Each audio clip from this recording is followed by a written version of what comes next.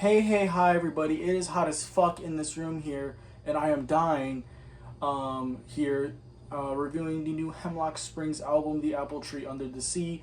This is her debut album. She's an artist that has had a cult following since 2022 with her amazing single Girlfriend and the fantastic EP that followed that up, which ended up being one of my favorite EPs of that year, which caused this album to actually be one of my most anticipated albums of the year, not only just with the great singles, but with the great amount of work that she's done before that.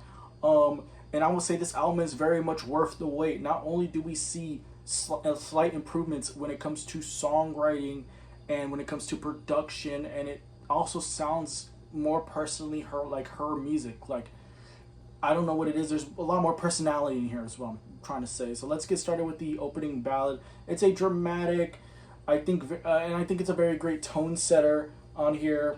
There's a lot of themes of temptation, which is something that is very common on this album.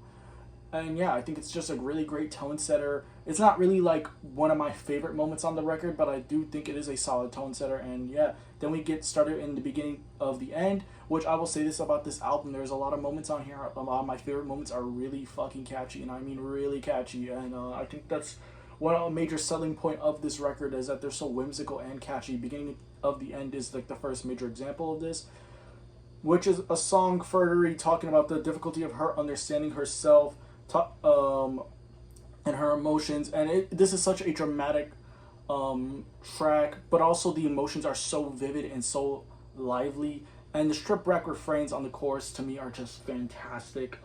Then we have head, shoulders, knees, and ankles. And obviously I wasn't making reviewing content back in 2025, but if I was, I feel like this song would have ended up in like my top 5 favorite songs or my top 10 favorite songs of that year, because it came out in I think in November of that year. And I think not only is it a personal favorite of mine on here, but I think it's one of the best pop songs you can hear from that year, honestly.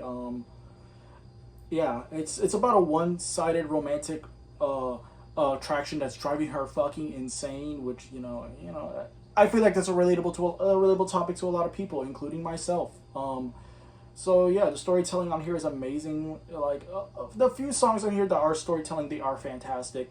Now we have WWWW, which is another storytelling song about a woman being married to a 73-year-old man. Also has an amazing hook on this record, one of the best hooks on this record.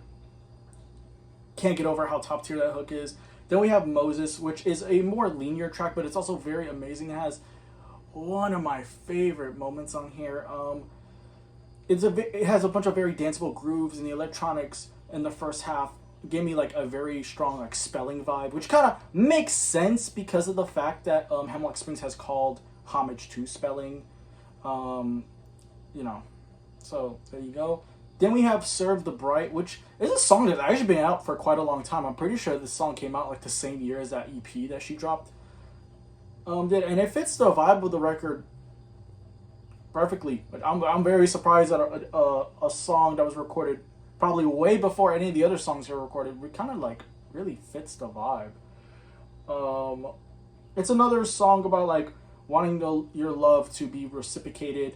Then we have Senses, which is an 80 something pop track, which is actually one of my favorites on here.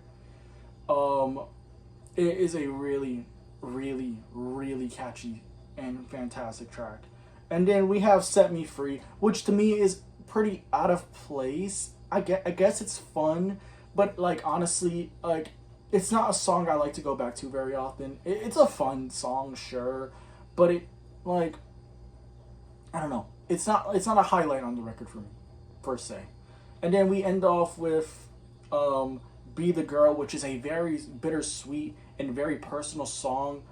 And it's basically just her saying goodbye to her former self. And yeah, that song has a lot of flawless build-ups on it. But yeah, overall, I think this record was worth the wait. For sure, worth the wait. This record is a lot more bolder than anything else she's dropped so far. While there were moments that I liked more than others, and definitely I think that she can definitely get stronger in the things that she improved on the last record. I still think this is a great record overall, with a whole bunch of highlights. So I feel like I'm gonna say this. I'm feeling a strong 8 on this album. I think this is gonna go down as either the best pop record of the year or one of the best pop records of the year. I feel like at least a top 3 placement. But yeah, this is an amazing album. This is one you should be listening to. This is one that was actually very worth the wait. And yeah, great debut record, by the way.